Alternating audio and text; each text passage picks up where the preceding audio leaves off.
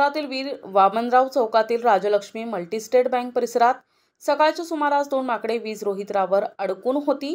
या घटनेची माहिती बँकेचे कर्मचारी पवन आंबटकर यांनी MH29 हेल्पिंग हँड वन्यजीव संघटनेचे शुभम तेलगोटे यांना दिली। माहिती मिळताच त्यांनी महेश शेळके, रवी वाईकर, बॉबी बगमारे, प्राध्यापक पंढरी पाठे यांच्या सहकार्याने घटनास्थळी धाव घेतली। दोन्ही माकडांना विजेचा जबर झटका बसला होता। एक माकडीण प्रेग्नंट होती तर दुसरं लहान माकड होतं आणि तेही गंभीररित्या भाजले होते। हेल्पिंग हँड टीमच्या सदस्यांनी धोकादायक इलेक्ट्रिक करंट सुरू असतानाही प्रसंगावधान दाखवत दोन्ही माकडांचा यशस्वी रेस्क्यू केला। त्यानंतर तातडीनं पशुवैद्यकीय रुग्णालयात प्राथमिक उपचारासाठी दाखल करण्यात आले। डॉक्टरांनी प्राथमिक उपचार केले, परंतु माकडीण अत्यवस्थ असल्यानं पुढील उपचारासाठी तिला वर्धा येथे हलविण्याचा सल्ला दिला। मात्र यवतमाळमध्ये वन्यजीव उपचार केंद्र नसल्यामुळे वन विभागाची परवानगी आणि वाहनांची आवश्यकता होती।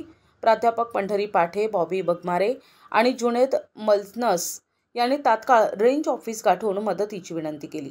रेंज ऑफिसमधील कर्मचाऱ्यांनी प्रोटोकॉलनुसार प्रक्रिया होईल, पण त्याला 12 ते 2 वाजेपर्यंत वेळ लागेल असं सांगितलं, तेव्हा माकडीण वाचणार नाही हे स्पष्ट झालं।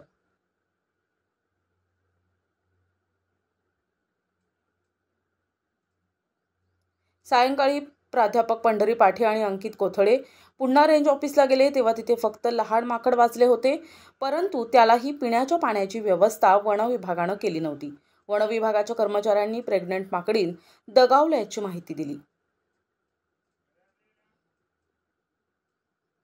यासाठी पूर्णपणे वन विभाग आणि रेंज फॉरेस्ट ऑफिसर अमर सिडाम जबाबदार आहेत। यवतमाळमध्ये वन्यजीव उपचार केंद्र नसल्यामुळे वारंवार अशा घटना घडत असतात।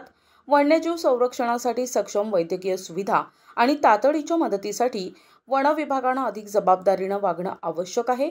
निसर्गप्रेमींनी यवतमाळमध्ये वन्यजीवांसाठी तात्काळ उपचार केंद्र सुरू करण्याची मागणी केली आहे। नमस्कार, मी प्राध्यापक पंढरी पाठे। सकाळी राजलक्ष्मी मल्टीस्टेटमधून एक कॉल आलेला होता आणि त्याच्यामध्ये 2 हे जे वन्यजीव आहे, 2 माकड, त्याच्यामध्ये एक प्रेग्नेंट माकडीण आहे आणि एक छोटं बाळ आहे। या दोघांना सुद्धा शॉक लागलेला होता।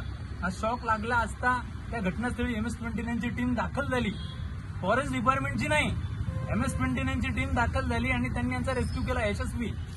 पण मी डिपार्टमेंट ऑफ फॉरेस्टमध्ये एंटर केल्यानंतर सिडन साहेबांना कॉल केला, त्यांनी कॉल उचलले नाही आणि ते RFO आहेत आणि ते काय बोलले त्यांचे कर्मचारी की प्रोटोकॉलनुसार यांच्यावरती वगैरे वगैरे ते द्यावं लागेल, नंतर त्यांना आपण रेफर करू। मग आमच्या पोरांनी काय केलं, MS29 याचे उपचार केले जवळच्या दवाखान्यामध्ये, जे अॅनिमल सेक्टरसाठी काम करतं। उपचारानंतर ते बोलले की हे क्रिटिकल आहे आणि हे पूर्णपणे डॅमेज आहे। शॉकने हा जो छोटू आहे आमचा माकड, याला पूर्णपणे डॅमेज झालेलं आहे आणि ही प्रेग्नंट आहे। ही जी आहे माकडीण, ही प्रेग्नंट आहे, ही बाळाला जन्म देणारी आहे। मला सांगा, जर आपल्या घरातली बाई असेल, तिला जर प्रेग्नन्सीमध्ये प्रॉब्लेम आला तर आपण प्रोटोकॉल पाळतो का?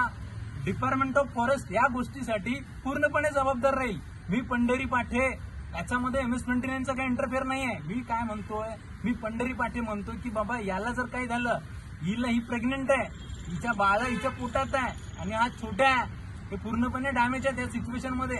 यांना जर काही झालं तर डिपार्टमेंट ऑफ फॉरेस्ट यवतमाळ मधलं पूर्णपणे याला सिडाम साहेब म्हणतो मी, जबाबदार राहतील।